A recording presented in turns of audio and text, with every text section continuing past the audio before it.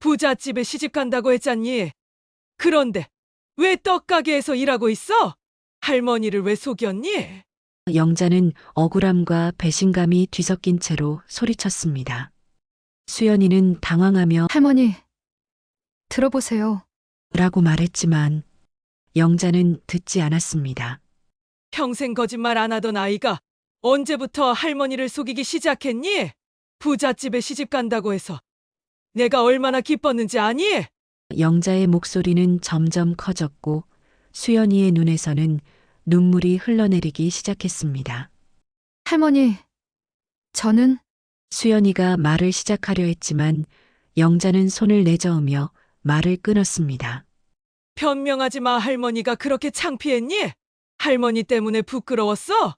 영자는 자신도 모르게 상처받은 마음을 쏟아냈습니다. 지금부터 수연이가 떡을 팔게 된 사연을 시작합니다. 구독과 좋아요는 더 좋은 이야기를 만드는 힘이 됩니다. 가을 햇살이 따스하게 비치는 오후, 최영자는 작은 마당에서 빨래를 널며 흐뭇한 미소를 지었습니다. 올해로 65이 된 영자의 얼굴에는 세월의 흔적이 깊게 새겨져 있었지만 오늘만큼은 그 주름 사이사이에 기쁨이 가득했습니다. 손녀 수연이가 드디어 좋은 사람을 만나 결혼한다고 했거든요. 아이고, 우리 수연이가 정말 복도 많지. 영자는 혼자 중얼거리며 손녀의 어릴 적 사진이 걸린 거실을 바라보았습니다.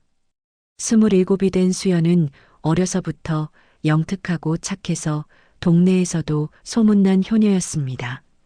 영자는 수연이가 5살 때부터 키워왔습니다. 아들 부부가 교통사고로 세상을 떠난 후 영자는 어린 손녀를 혼자 키우며 얼마나 많은 밤을 새워가며 걱정했는지 모릅니다. 처음에는 어떻게 키워야 할지 막막했습니다. 나이 든 몸으로 어린아이를 돌본다는 게 쉬운 일이 아니었거든요. 하지만 수연이는 어려서부터 할머니의 마음을 헤아리는 기특한 아이였습니다. 할머니, 괜찮아요. 저 잘할 수 있어요 라며 어린 나이에도 의젓하게 행동했습니다. 수연이가 학교에 들어갈 때도 대학에 진학할 때도 영자는 온갖 고생을 마다하지 않았습니다. 새벽 일찍 일어나 남의 집 청소를 하고 저녁에는 식당에서 설거지를 하며 수연이의 학비를 벌었습니다. 힘들어도 수연이 앞에서는 절대 내색하지 않았습니다. 우리 수연이만 잘 크면 되라는 마음 하나로 버텨왔습니다. 할머니, 저 좋은 소식이 있어요. 며칠 전 수연이 환한 얼굴로 달려와 말했던 순간이 아직도 생생했습니다. 제가 결혼하게 됐어요. 정말 좋은 분이에요. 능력도 좋아서 할머니도 이제 편하게 지내실 수 있을 거예요. 그때 영자의 마음은 얼마나 벅찼는지 모릅니다. 평생 고생만 시킨 손녀가 드디어 행복을 찾았다는 생각에 눈물이 핑 돌았습니다. 정말이냐, 우리 수연아? 할머니가 얼마나 기다렸는지 아니? 영자는 수연의 손을 꼭 잡으며 말했습니다. 이제야 수연이가 고생 끝에 행복을 찾는구나.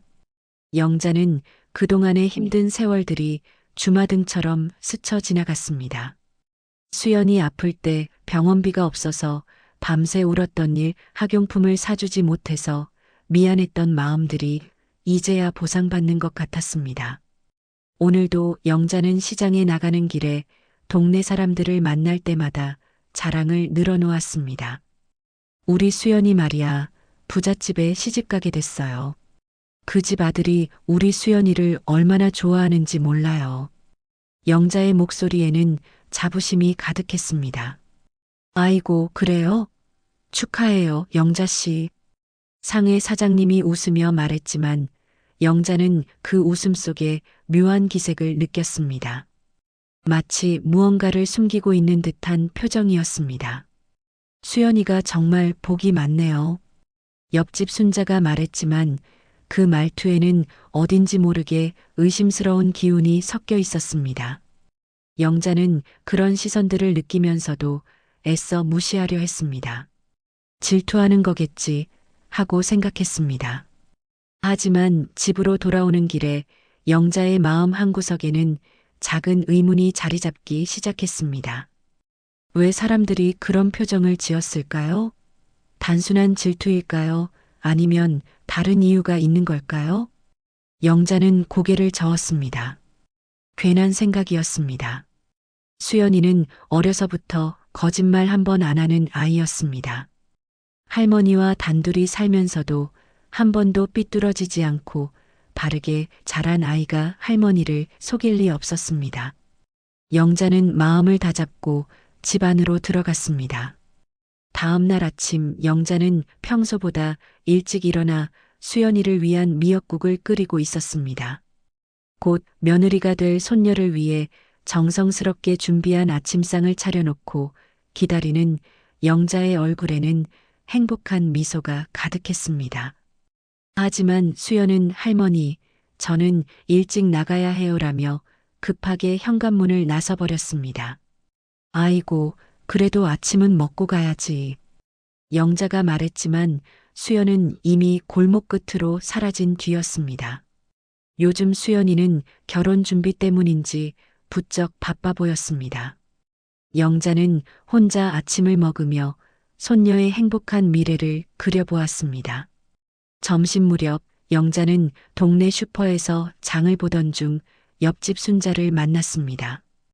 영자 씨, 어제 시장에서 신기한 걸 봤어요. 순자가 의미심장한 표정으로 말을 꺼냈습니다. 영자는 별 생각 없이 뭘 봤는데요? 라고 물었습니다. 글쎄요, 그 부잣집 아들이라는 사람이 시장에서 떡을 판다는 이야기를 들었어요. 순자의 말에 영자는 깜짝 놀랐습니다. 무슨 소리예요? 그럴 리가 없어요. 영자는 당황하며 말했지만 순자는 고개를 끄덕였습니다. 저도 처음엔 믿기지 않았어요.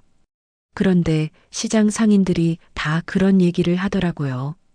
혹시 영자 씨는 그분을 직접 만나본 적이 있어요? 순자의 질문에 영자는 말문이 막혔습니다. 사실 수연이는 아직 예비 신랑을 집에 데려온 적이 없었습니다. 바쁘다는 핑계로 계속 미루고 있었거든요. 집으로 돌아온 영자는 마음이 편치 않았습니다. 순자의 말이 계속 머릿속을 맴돌았습니다. 설마 우리 수연이가 나를 속였을까요? 아니에요. 그럴 리 없어요. 영자는 고개를 저었지만 불안감은 쉽게 사라지지 않았습니다. 그날 오후 영자는 결국 참을 수 없어 집을 나섰습니다.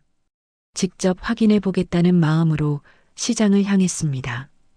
평소라면 수연이가 일하는 곳이 어디인지 물어봤을 텐데 이상하게도 수연이는 자신이 어디서 무슨 일을 하는지 구체적으로 말한 적이 없었습니다. 시장에 도착한 영자는 떡가게를 하나씩 둘러보기 시작했습니다. 마음 한구석에서는 순자의 말이 거짓이길 바라는 간절함이 있었습니다. 첫 번째 떡가게, 두 번째 떡가게. 영자는 조심스럽게 가게들을 살펴보았습니다. 그런데 세 번째 떡가게 앞에서 영자의 발걸음이 멈췄습니다. 가게 안에서 익숙한 목소리가 들려왔거든요. 어머니, 이 떡 정말 맛있어요. 직접 만드시나요? 분명히 수연이의 목소리였습니다. 영자는 가슴이 쿵쿵거리는 것을 느꼈습니다. 설마, 정말 설마. 영자는 조심스럽게 가게 안을 들여다보았습니다. 그리고 그 순간 영자의 세상이 무너져 내리는 것을 느꼈습니다. 하얀 앞치마를 두르고 떡을 포장하고 있는 수연이의 모습이 눈에 들어왔기 때문입니다. 수연이는 손님들에게 환한 미소를 지으며 정성스럽게 떡을 담아주고 있었습니다. 영자가 상상했던 부잣집 며느리의 모습이 아니라 평범한 떡가게 직원의 모습이었습니다. 영자는 다리에 힘이 풀려 근처 벤치에 주저앉았습니다. 가슴 깊은 곳에서 올라오는 배신감과 당혹감을 어떻게 표현해야 할지 모르겠습니다. 영자는 벤치에 앉아 떡가게를 멀리서 지켜보고 있었습니다. 아직도 믿기지 않았습니다. 우리 수연이가 정말 떡을 팔고 있다니요. 그것도 부잣집에 시집간다고 거짓말을 하면서 말입니다. 영자의 마음은 복잡했습니다. 화가 나면서도 한편으로는 수연이가 왜 이런 거짓말을 했는지 궁금했습니다. 시간이 흘러 오후가 되자 손님들이 줄을 서기 시작했습니다. 수연이는 쉴 새 없이 떡을 포장하고 계산을 하며 분주하게 움직였습니다. 영자는 그런 손녀의 모습을 보며 마음이 아팠습니다. 언제부터 이렇게 힘들게 일을 했던 걸까요? 그때 한 중년 여성 손님이 수연이에게 말을 걸었습니다. 아가씨, 여기 떡 정말 맛있어요. 그런데 이렇게 젊은 아가씨가 왜 이런 힘든 일을 하세요? 손님의 물음에 수연이는 잠시 손을 멈추고 미소를 지었습니다. 감사해요. 사실 제가 이 떡 팔아서 할머니 수술비를 모으고 있어요. 수연이의 대답에 영자는 가슴이 철렁했습니다. 수술비라니요? 영자는 자신이 아픈 것도 모르고 있었나 싶어 당황스러웠습니다. 손님이 고개를 끄덕이며 말했습니다. 아이고, 그래요? 효녀네요. 그런데 가족들은 뭐 하세요? 수연이는 잠시 망설이다가 작은 목소리로 대답했습니다. 할머니는 제가 부잣집에 시집 간다고 알고 계시는데 속인 건 미안하지만 아직 그럴 사람이 없어요. 영자는 그 말을 듣는 순간 머리가 하얘졌습니다. 수연이가 자신을 속인 이유가 수술비 때문이었다니요. 그런데 자신은 언제부터 수술이 필요할 만큼 아팠던 걸까요? 영자는 최근 들어 가끔 가슴이 답답하고 숨이 찬 증상이 있었던 것을 떠올렸습니다. 하지만 나이가 들어서 그런 거라고 생각하고 대수롭지 않게 여겼었습니다. 할머니는 모르세요. 할머니가 걱정하실까봐 숨기고 있거든요. 수연이가 손님에게 자신의 사정을 털어놓는 모습에 영자의 눈에서는 눈물이 주룩주룩 흘러내렸습니다. 자신 때문에 수연이가 이렇게 고생하고 있었다니요. 손님이 떡을 더 사면서 말했습니다. 아이고, 마음이 짠하네요. 그런데 할머니가 알면 더 도와주실 텐데요. 수연이는 고개를 저었습니다. 할머니는 평생 저를 위해 고생하셨어요. 이제는 제가 할머니를 돌볼 차례죠. 그런데 할머니가 아시면 또 자신 때문이라고 자책하실 거예요. 영자는 더 이상 들을 수가 없었습니다. 벤치에서 일어나 집으로 향했지만 발걸음이 무겁기만 했습니다. 집에 도착해서도 영자는 현관문 앞에서 한참을 서 있었습니다. 수연이를 어떤 얼굴로 봐야 할지 모르겠습니다.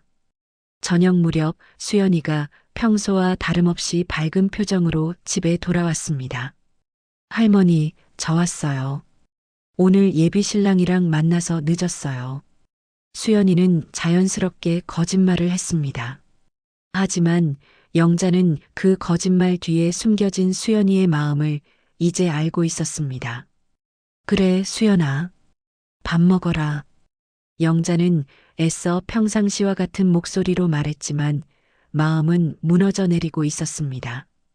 수연이는 할머니, 저 별로 배 안 고파요.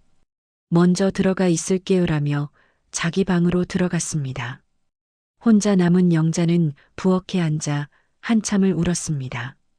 수연이가 자신을 속인 것에 대한 배신감도 있었지만 그보다는 자신 때문에 손녀가 이렇게 고생하고 있다는 죄책감이 더 컸습니다. 하지만 동시에 수연이가 왜 진실을 말하지 않았는지에 대한 서운함도 있었습니다. 다음 날 아침 영자는 밤새 뒤척이며 잠을 이루지 못했습니다. 수연이의 진실을 알게 된 후 마음이 너무 복잡해서 한숨만 나왔습니다.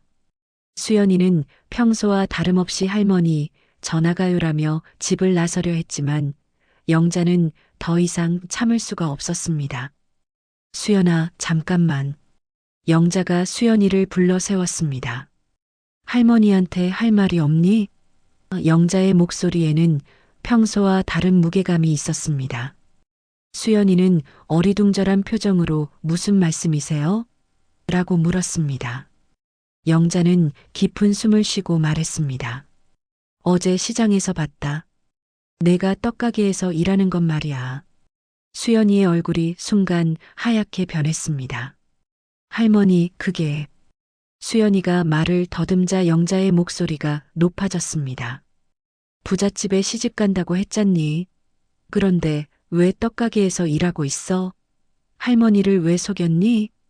영자는 억울함과 배신감이 뒤섞인 채로 소리쳤습니다. 수연이는 당황하며 할머니 들어보세요라고 말했지만 영자는 듣지 않았습니다. 평생 거짓말 안 하던 아이가 언제부터 할머니를 속이기 시작했니? 부잣집에 시집 간다고 해서 내가 얼마나 기뻤는지 아니? 영자의 목소리는 점점 커졌고 수연이의 눈에서는 눈물이 흘러내리기 시작했습니다. 할머니, 저는... 수연이가 말을 시작하려 했지만 영자는 손을 내저으며 말을 끊었습니다. 변명하지 마. 할머니가 그렇게 창피했니? 할머니 때문에 부끄러웠어? 영자는 자신도 모르게 상처받은 마음을 쏟아냈습니다. 수연이는 흐느끼며 말했습니다. 할머니, 그게 아니에요. 할머니 수술비를 마련하려고 그런 거예요. 할머니가 아프시잖아요. 수연이의 말에 영자는 더욱 화가 났습니다. 내가 언제 아프다고 했니? 내가 언제 수술비를 달라고 했어? 할머니는 모르세요. 요즘 가슴이 답답하고 숨이 차시잖아요. 병원에 가보셨어야 해요. 수연이가 울면서 말했지만 영자는 들으려 하지 않았습니다. 그런 건 나이가 들어서 그런 거야. 괜히 호들갑 떨지 마. 할머니, 제발 들어보세요. 저는 할머니를 위해서... 수연이가 간절히 말했지만 영자는 더욱 격분했습니다. 나를 위해서? 나를 위해서 거짓말을 했다고? 동네 사람들한테 창피를 당하게 했다고? 영자는 자신도 모르게 상처받은 자존심이 앞서고 있었습니다. 동네 사람들이 자신을 불쌍하게 볼 것이라는 생각에 견딜 수가 없었습니다. 할머니가 그렇게 무능해 보였니? 손녀가 떡까지 팔아야 할 만큼 가난해 보였어? 수연이는 눈물을 흘리며 말했습니다. 할머니, 그게 아니에요. 할머니는 평생 저를 위해 고생하셨는데 제가 아무리 힘들어도 이 정도는 해야죠. 할머니한테 짐이 되기 싫었어요. 하지만 영자는 그 말을 들으면서도 서운함이 가시지 않았습니다. 그럼 진실을 말했어야지. 왜 거짓말을 했니? 할머니가 그렇게 믿을 수 없는 사람이야? 영자의 목소리는 점점 더 높아졌고 수연이는 계속 고개를 숙이며 울고만 있었습니다. 결국 영자는 참을 수 없다는 듯이 소리쳤습니다. 당장 나가. 거짓말쟁이는 이 집에 있을 자격이 없어. 수연이는 놀라서 할머니라고 외쳤지만 영자는 돌아서 버렸습니다. 말 안 들려? 당장 나가라고. 수연이는 더 이상 어쩔 수 없다는 듯이 자기 방에서 짐을 싸기 시작했습니다. 영자는 화가 나서 그러는 것처럼 보였지만 사실은 마음이 찢어질 것 같았습니다. 하지만 이미 내뱉은 말을 되돌릴 수는 없었습니다. 할머니, 저 정말 갈게요. 수연이가 가방을 들고 현관문 앞에 서서 마지막으로 말했습니다. 영자는 대답하지 않았고 수연이는 결국 집을 나갔습니다. 현관문이 닫히는 소리와 함께 영자는 주저앉아 오열했습니다. 수연이가 집을 떠난 지 사흘이 지났습니다. 영자는 텅 빈 집에서 혼자 지내면서 점점 몸이 무거워지는 것을 느꼈습니다. 평소라면 수연이가 차려주던 아침상도 없고 밤늦게 들어와 할머니, 저 왔어요 라고 인사하던 목소리도 들리지 않았습니다. 집안은 너무나 고요했습니다. 영자는 밥을 제대로 먹지 못했습니다. 수연이 없는 상에서 혼자 먹는 밥은 모래를 씹는 것 같았습니다. 게다가 요즘 들어 가슴이 더욱 답답해지고 숨쉬기가 힘들어졌습니다. 수연이가 걱정했던 증상들이 점점 심해지고 있었습니다. 아이고, 우리 수연이는 어디서 지내고 있을까? 영자는 혼자 중얼거리며 수연이의 빈 방을 바라보았습니다. 화가 나서 내쫓기는 했지만 정작 수연이가 없으니 마음이 허전하기만 했습니다. 밤이 되면 더욱 걱정이 앞섰습니다. 우리 수연이가 어디서 자고 있을까? 밥은 제대로 먹고 있을까? 나흘째 되는 날 영자는 가슴 통증 때문에 제대로 일어날 수조차 없었습니다. 숨이 가빠서 계단을 오르내리기도 힘들었습니다. 그제야 영자는 수연이의 말이 맞았을지도 모른다는 생각이 들었습니다. 정말 자신이 아픈 건 아닐까요? 그날 오후 옆집 순자가 찾아왔습니다. 영자 씨, 안 보이길래 어떻게 지내나 싶어서 왔어요. 순자는 영자의 안색을 보고 깜짝 놀랐습니다. 어머, 얼굴이 왜 이렇게 안 좋아요? 몸이 안 좋으세요? 영자는 괜찮다고 말하려 했지만 목소리가 제대로 나오지 않았습니다. 순자는 걱정스러운 표정으로 말했습니다. 영자 씨, 수연이는 어디 갔어요? 며칠째 안 보이던데요. 그 말에 영자는 눈물이 핑 돌았습니다. 수연이를 내가 내쫓았어요. 영자는 떨리는 목소리로 말했습니다. 순자는 놀라서 왜요? 무슨 일이 있었어요? 라고 물었습니다. 영자는 지난 며칠간의 일을 순자에게 털어놓았습니다. 순자는 이야기를 다 듣고 나서 한숨을 쉬었습니다. 영자 씨, 수연이가 얼마나 할머니를 생각해서 그랬는지 모르세요? 그 아이가 할머니 수술비 때문에 얼마나 고생하고 있는지 아세요? 순자의 말에 영자는 더욱 죄책감을 느꼈습니다. 그래도 거짓말을 했잖아요. 나를 속였다고요. 영자가 억지를 부리자 순자는 고개를 저었습니다. 영자 씨, 그 아이가 거짓말한 게 아니라 할머니를 걱정해서 그런 거잖아요. 할머니가 걱정할까봐 숨긴 거라고요. 그날 밤 영자는 더욱 몸이 안 좋아졌습니다. 가슴이 조이는 것 같고 숨을 쉬기가 너무 힘들었습니다. 혼자서는 도저히 견딜 수 없을 것 같았습니다. 영자는 수연이가 그리웠습니다. 이럴 때 수연이가 있었다면 얼마나 든든했을까요? 이틀 후 순자가 다시 찾아와 충격적인 소식을 전했습니다. 영자 씨, 큰일 났어요. 수연이가 병원에 입원했다는 소식을 들었어요. 영자는 그 말을 듣고 세상이 무너지는 것 같았습니다. 뭐라고요? 우리 수연이가 시장에서 일하다가 쓰러졌대요. 과로 때문인 것 같다고 하더라고요. 순자의 말에 영자는 당장 병원으로 달려가고 싶었지만 몸이 말을 듣지 않았습니다. 다리에 힘이 풀려 주저앉고 말았습니다. 이게 다 내 때문이야. 내가 수연이를 내쫓아서 이런 일이 생긴 거야. 영자는 자책하며 오열했습니다. 수연이가 자신 때문에 고생하고 있다는 것을 알면서도 화를 내고 집에서 내쫓은 자신이 원망스러웠습니다. 순자는 영자를 달래며 말했습니다. 영자 씨, 지금이라도 병원에 가서 수연이를 만나보세요. 그 아이도 할머니를 기다리고 있을 거예요. 하지만 영자는 어떤 얼굴로 수연이를 봐야 할지 모르겠습니다. 자신 때문에 수연이가 쓰러졌는데 어떻게 용서를 구해야 할까요? 그날 밤 영자는 수연이에 대한 걱정과 자책감으로 잠들 수 없었습니다. 가슴은 더욱 답답해지고 숨쉬기는 더욱 힘들어졌습니다. 영자는 이제야 깨달았습니다. 수연이가 얼마나 자신을 사랑하고 걱정했는지, 그리고 자신이 얼마나 큰 실수를 했는지 말입니다. 다음 날 아침 영자는 가슴 통증이 너무 심해져서 119에 신고할 수밖에 없었습니다. 응급실로 실려간 영자는 의사로부터 심장에 문제가 있어서 수술이 필요하다는 진단을 받았습니다. 환자분, 수술을 미루면 위험할 수 있어요. 보호자가 계시나요?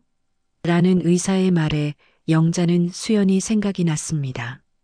손녀가 있긴 한데 영자는 망설였습니다. 자신이 내쫓은 수연이를 어떻게 부를 수 있을까요? 간호사가 연락해 드릴까요? 라고 물었지만 영자는 고개를 저었습니다. 아니에요. 혼자 할 수 있어요. 하지만 병원 복도에서 영자는 예상치 못한 사람을 만났습니다. 바로 수연이었습니다. 수연이도 환자복을 입고 링거를 맞으며 휠체어에 앉아 있었습니다. 두 사람은 서로를 보는 순간 말문이 막혔습니다. 할머니, 수연이가 먼저 입을 열었습니다.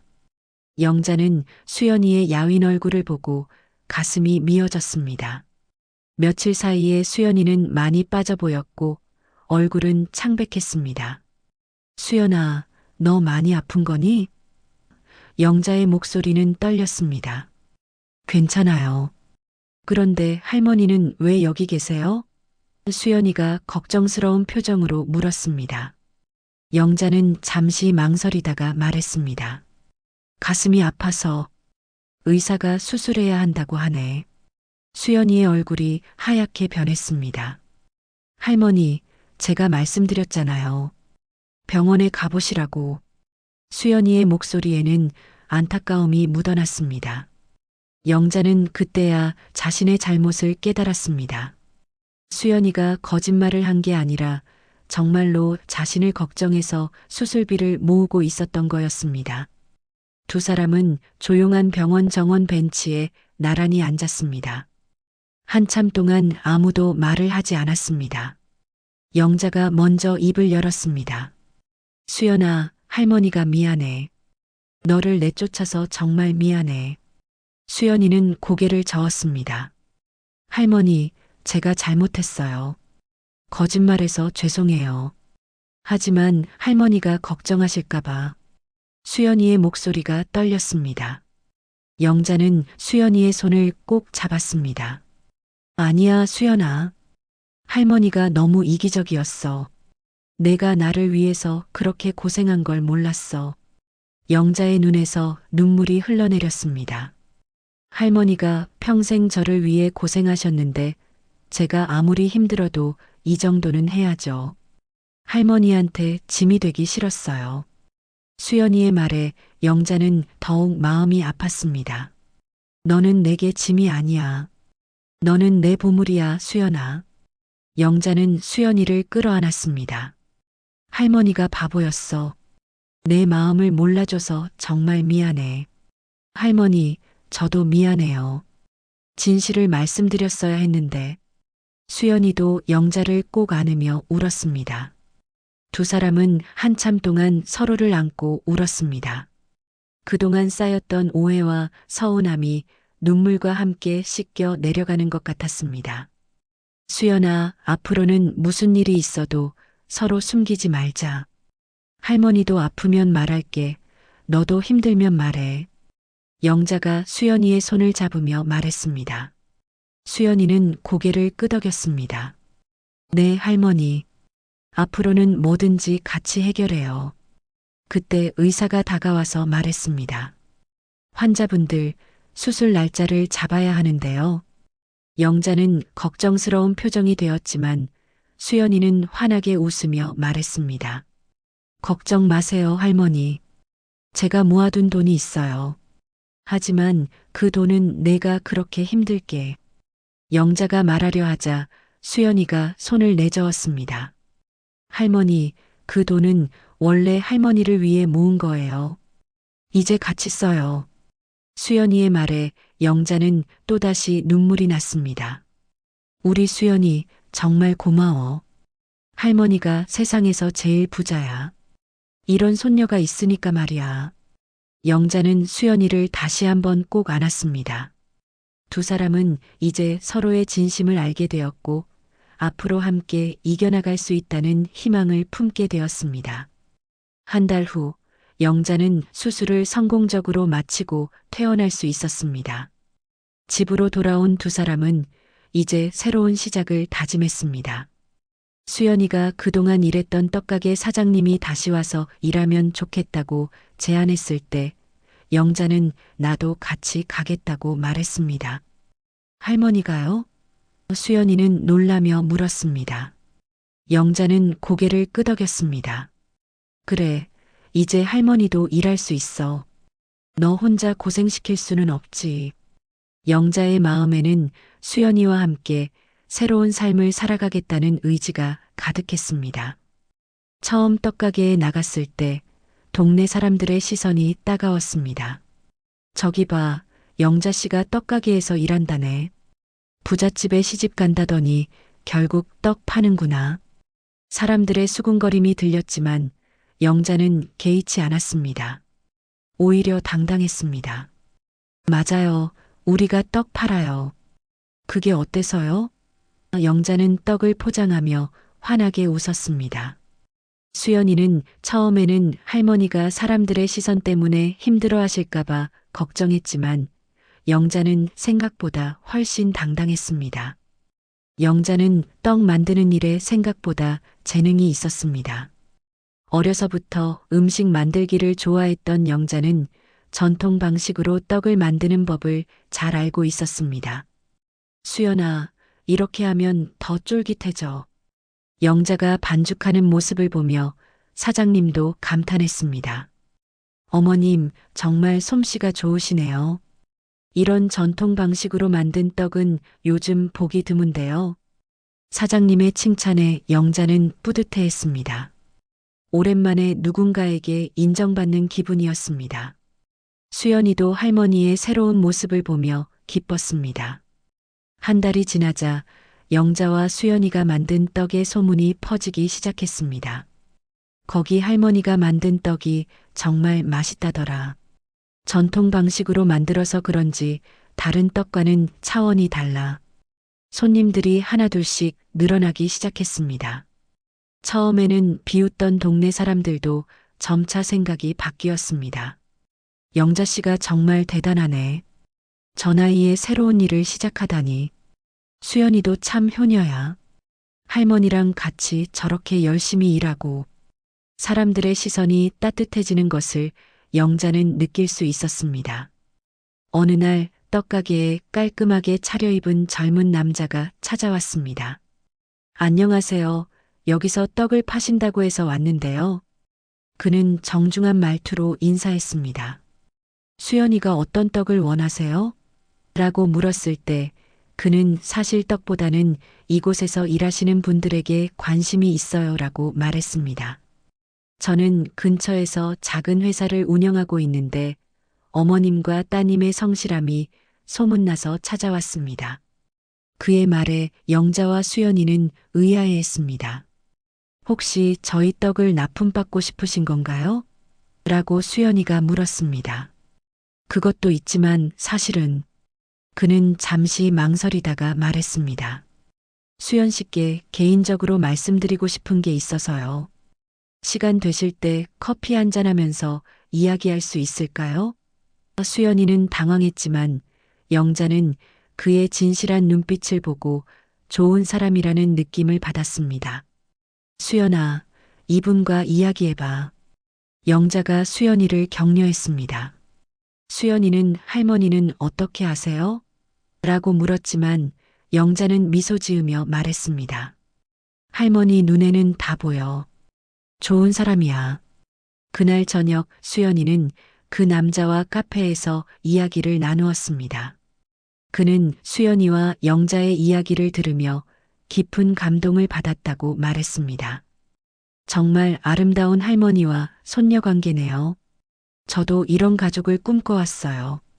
수연이가 집에 돌아와서 영자에게 그날의 이야기를 전했을 때 영자는 환하게 웃었습니다. 우리 수연이한테 진짜 좋은 사람이 나타났구나. 수연이는 아직 뭐라고 말하기엔 이르죠라고 했지만 그 표정에는 설렘이 가득했습니다. 이번에는 진짜야, 수연아. 영자가 손녀의 손을 잡으며 말했습니다. 할머니는 이제 누구를 만나든 숨기지 않을 거야. 우리가 떡 파는 것도, 우리가 서로 의지하며 사는 것도. 수연이는 고개를 끄덕이며 할머니를 꼭 안았습니다. 6개월이 흘렀습니다. 영자와 수연이의 떡가게는 이제 동네에서 가장 유명한 곳이 되었습니다. 전통 방식으로 만든 떡의 맛이 입소문을 타면서 멀리서도 사람들이 찾아왔습니다. 영자는 건강을 완전히 회복했고 수연이도 예전보다 훨씬 밝은 모습이었습니다. 할머니, 오늘도 떡이 다 떨어졌어요. 수연이가 기쁜 표정으로 말했습니다.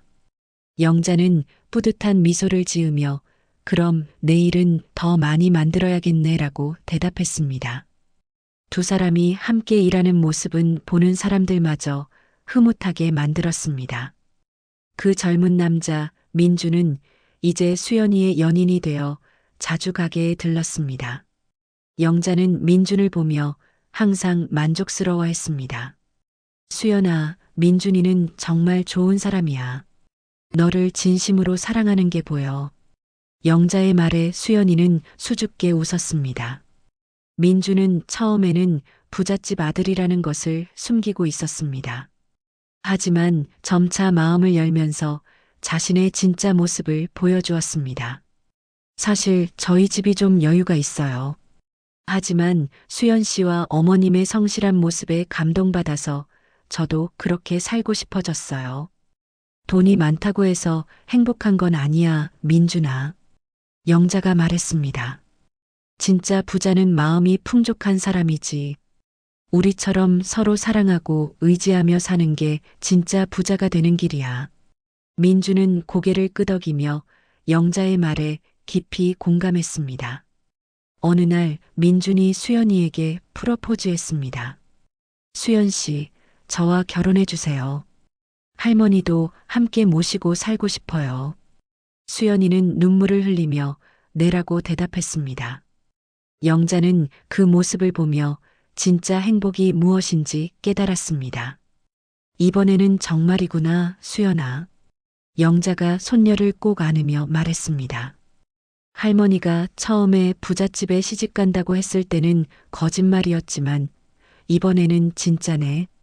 하지만 영자의 목소리에는 예전과 다른 의미가 담겨 있었습니다. 결혼식 날 작은 식당에서 소박하게 치러진 결혼식에는 동네 사람들이 모두 참석했습니다. 처음에는 영자와 수연이를 비웃던 사람들도 이제는 진심으로 축하해 주었습니다. 영자 씨, 정말 복 많으시네요. 이런 효부를 얻으셨으니 제가 복이 많은 게 아니라 우리 수연이가 복이 많은 거죠. 영자는 환하게 웃으며 대답했습니다. 좋은 사람을 만났으니까요. 그리고 이제야 깨달았어요. 진짜 부자가 뭔지 말이에요. 결혼식이 끝난 후 영자는 신혼부부와 함께 새로운 집으로 이사했습니다. 민준의 배려로 떡가게도 더 큰 곳으로 옮겨 영자 할머니 전통 떡집이라는 이름을 달았습니다. 가게는 더욱 번창했고 영자는 떡 만드는 전문가로 인정받게 되었습니다. 할머니, 저희가 정말 행복해요. 수연이가 영자의 어깨에 기대며 말했습니다. 영자는 손녀의 머리를 쓰다듬으며 그래, 우리 모두 행복하구나라고 대답했습니다. 세 사람은 서로를 바라보며 환하게 웃었습니다. 저녁 무렵 영자는 가게 앞에 서서 하늘을 바라보았습니다. 여보, 우리 수연이 정말 좋은 사람 만나서 행복하게 살고 있어요. 걱정 마세요. 영자는 하늘에 있을 남편에게 조용히 말했습니다. 수연이가 다가와서 영자의 팔을 잡았습니다. 할머니, 뭐 하세요? 아무것도 아니야, 수연아. 그냥 행복해서 그래. 영자는 손녀를 바라보며 미소 지었습니다. 우리 손녀, 이젠 진짜 부잣집에 시집갔네. 하지만 이번에 영자가 말하는 부자의 의미는 달랐습니다. 돈이 많은 집이 아니라 사랑이 많은 집, 서로를 이해하고 배려하는 집이 진짜 부잣집이라는 것을 이제 알았기 때문입니다. 영자는 가슴 뿌듯한 미소로 우리가 세상에서 제일 부자야라며 행복의 진짜 의미를 되새겼습니다. 그날 밤 세 사람은 함께 저녁을 먹으며 미래에 대한 꿈을 이야기했습니다. 떡가게를 더 크게 키워서 전통 떡의 맛을 더 많은 사람들에게 알리겠다는 꿈, 그리고 무엇보다 서로 사랑하며 건강하게 오래오래 함께 살겠다는 약속을 나누었습니다.